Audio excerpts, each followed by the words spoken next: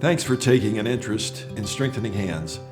Janice and I felt called to international missions while students at the University of Florida.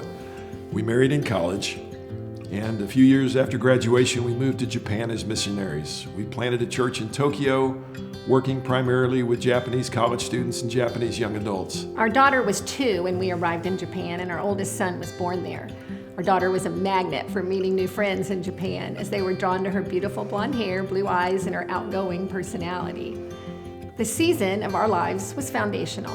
We forged many lifelong friends among the Japanese, and we gained a huge heart for people who had never heard about Jesus and the love that God had for them. And at our international church in Tokyo, many young Japanese men and women responded to the gospel. And in fact, a number of the young men who became followers of Jesus are now pastoring churches around the world, one in south of Tokyo, one in Bangladesh, and one in Hawaii. And after 5 years in Tokyo, we moved to Southern California so I could attend seminary. We began some international business efforts in Asia. And during that season, in addition to traveling often to Japan, we also had the opportunity to travel throughout other parts of Asia. I traveled extensively in some emerging markets like China, India, Thailand, South Korea, and Taiwan. During this period, we began to be made aware of God's heart for the poor of the earth and the tremendous needs there. We also became aware of the wonderful work being done by missionaries, mission doctors, NGO leaders, teachers, business leaders in some of the most challenging countries on the planet. We in North America have been deeply blessed with the greatest accumulation of wealth in human history.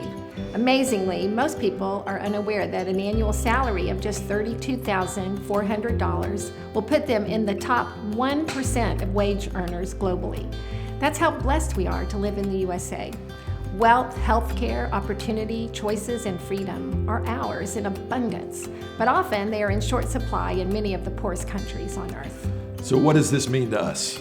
Jesus said, "To whom much is given, much is required." Much of the human race is suffering under oppressive political, legal, and economic circumstances, often with no voice, little or no access to power, opportunity, justice, or capital. Fully half of the world's population lives on less than $5.50 a day.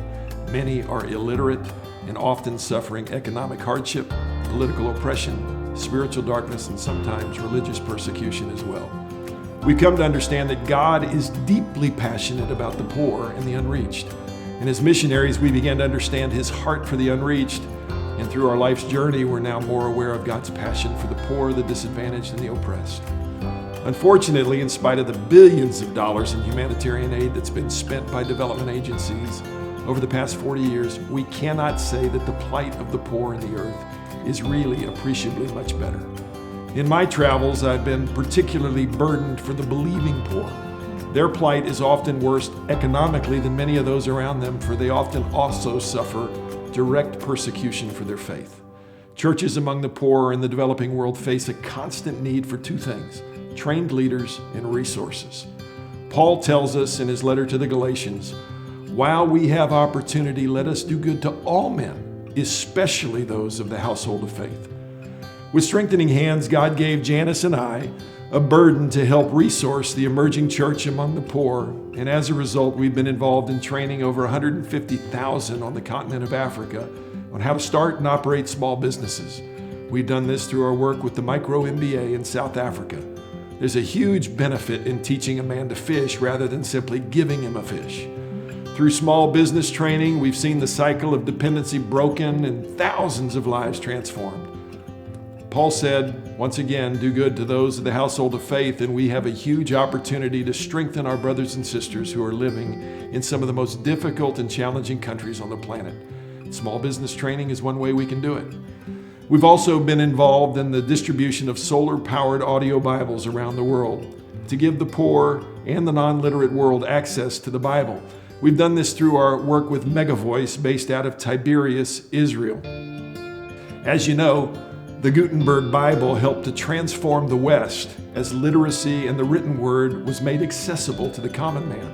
In the same way, we're living in that age now where audio technology is enabling a similar transformation for the non-literate world.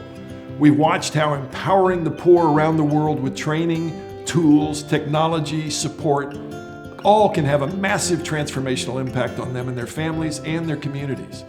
However, none of that transformational work can be accomplished without key mission partners in every nation and region. Many of these men and women that are serving among the poor are under-resourced, face constant financial pressure, personal family challenges, cultural difficulties, and very often security concerns and risks. These men and women have made significant personal sacrifices in order to help make a real difference in the lives of those living in some of the toughest places on the globe.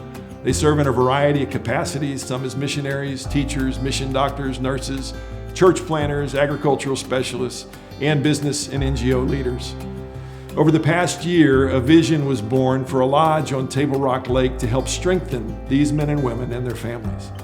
The Strengthening Hands Lodge on Table Rock Lake will provide a physical, spiritual, and emotional retreat for those workers temporarily home from the field. And it will also be a transitional stop for those returning from the field long term. The needs of those visiting from the field will vary significantly. So it'll be the intention of the Strengthening Hands Lodge team to provide a variety of services, including transition tools, family counseling, individual therapy, prayer ministry, strategic planning, and typical retreat amenities to help strengthen and support these men and women and their families.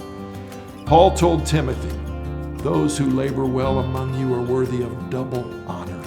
Thanks for helping us to honor those who have labored well among us.